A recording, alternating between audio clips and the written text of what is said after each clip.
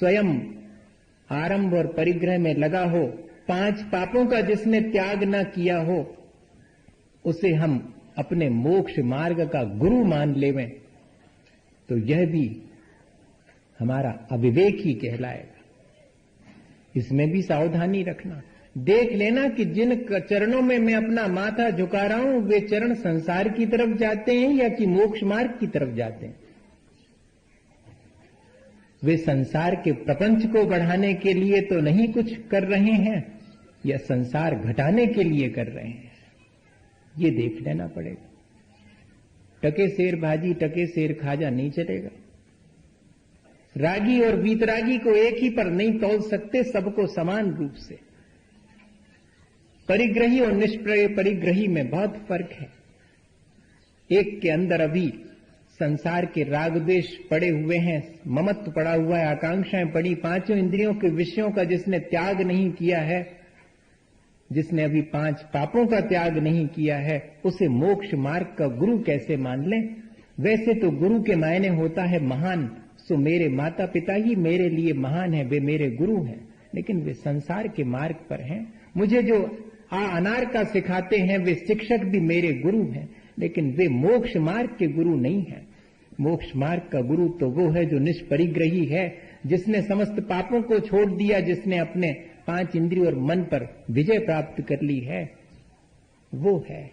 और ऐसे ही गुरु को मैं वास्तव में गुरु मानूंगा। हमसे तो ठीक हैं, ये भाषा छोड़नी पड़ेगी। ये गुण उनके भीतर देखना पड़ेंगे, ये गुणवत्ता उनके भीतर दिखाई पड़ेगी, तब फिर मैं उनको फॉलो करूंगा। फॉलो करने की बात कह रहा हूं, प्रणाम करने की नहीं कह रहा हूं। प्रणाम तो जिन मुद्रा देख करके फौरन प्रणाम कर लूंगा, लेकिन उनका अनुसरण नहीं करूंगा मैं, जब तक कि मैं उनके भीतर ये गुणवत्ता नहीं देख लूंगा, तब तक ये सावधानी रखनी पड़ेगी। नहीं तो ये अविवेक हो जाएगा। फिर मैं वो जो करते हैं उस सबका समर्थक कहलाऊंगा।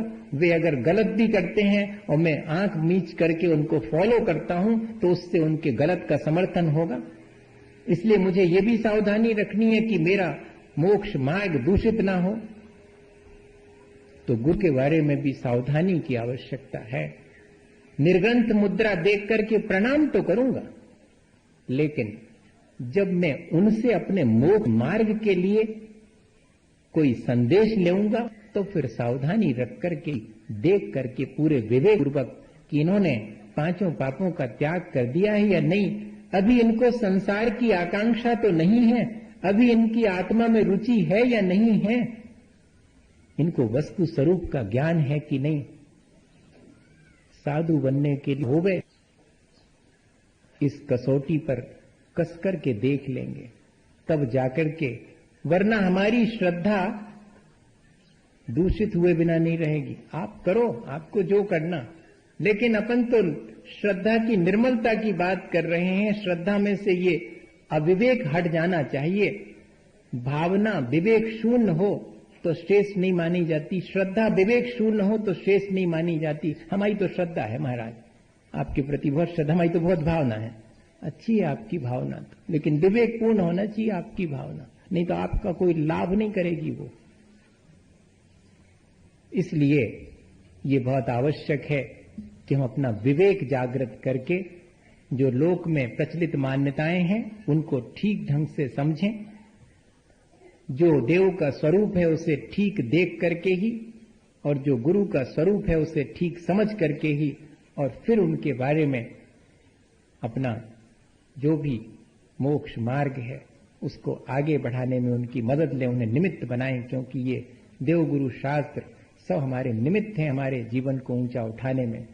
इनके बारे में अगर हम अविवेक रखेंगे तो फिर ये हमारे लिए सहायक नहीं होंगे संसार से पार लगाने में। बहुत सावधानी की आवश्यकता ही है। मैं हर दिन यही कहता हूं कि कोई विरला ही होगा जिसको इस तरह के अविवेक से बच करके और मोक्ष मार्ग उपलब्ध हो जावे। अपन भी विरले लोगों में से हों, ऐसी भावना भाएं कि हमें भी ये ऐसा ही विवेक, ऐसी ही दृष्टि प्राप्त हो जिसमें हम इन मिथ्या मान्यताओं से, अंधविश्वासों से। पता नहीं संसार में कितने तरह के अंधविश्वास हैं, पता नहीं किस तरह की चीजें प्रचलित हैं गुरु के बारे में, और कितने तरह से देवता के बारे में प्रचलित हैं। ये माथा हर जगह नहीं झुकना चाहिए, ये इसके लिए नहीं मिला हुआ है। दो जगह हमें कॉम्प्रोमाइज नहीं सीखना चाहिए, एक इसमें और एक इसमें, दोनों चीजों। मेरा सगा भाई भी होगा और अगर उसका भोजन ठीक नहीं होगा तो मैं उसको फॉलो नहीं करूंगा, और मुझे विरासत में भी कोई अगर चीज मिली होगी और अगर उसमें कहीं कोई कमी होगी तो मैं उससे सहसा स्वीकार नहीं करूंगा। क्लैरिटी ऑफ कॉन्सेप्ट है ये, भीतर बहुत स्पष्ट हमें देवगुरु शास्त्र का स्वरूप होना चाहिए। उनको जब हम फॉलो करते हैं तब भी हमें बहुत सावधानी रखनी चाहिए कि मेरा विवेक बना रहे, ऐसा ना हो कि मैं इनके माध्यम से अपना संसार ही साध लूं। आज तक तो यही करता आया हूं मैं कि मुझे देवगुरु शास्त्र का सानिध्य भी मिला है, तब भी मैंने अपने अविवेक के चलते और उनसे अपना संसार ही साधा है। मैंने उन्हें अपने अहंकार के पुष्ट करने में निमित्त बनाया है। मैं मंदिर जाता हूं, मैं धर्मात्मा हूं, मैं गुरुजनों की सेवा करता हूं, मैं तो उनका बहुत मुनि भक्त हूं। ये जो हमने अपने जीवन में बहुत सारे लेवल अपने हाथ से लगा लिए हैं, उनमें जरा सावधानी रखना। आंख नीच करके और श्रद्धा ज्यादा दिन नहीं चलती है। खुली आंख वाली श्रद्धा ही हमारे जीवन को ऊंचा उठाती है। सब जानबूझ करके भी अगर हम अंध बनते हैं तो वह भी ठीक नहीं है। लिखा है इसीलिए कि जानबूझकर अंध बने हैं, आंखन बांधी पार्टी। ये तो बच्चों जैसा काम हो जाएगा। इसलिए अब जबकि हम अपनी श्रद्धा को 8 गुणों से समन्वित कर चुके हैं, हमारा कर्तव्य है कि हम देखें कि उस श्रद्धा में कहीं कोई अविवेक तो हमारे जीवन में शेष नहीं रह गया है। रोज रोज देखना पड़ेगा अपनी क्रियाओं को।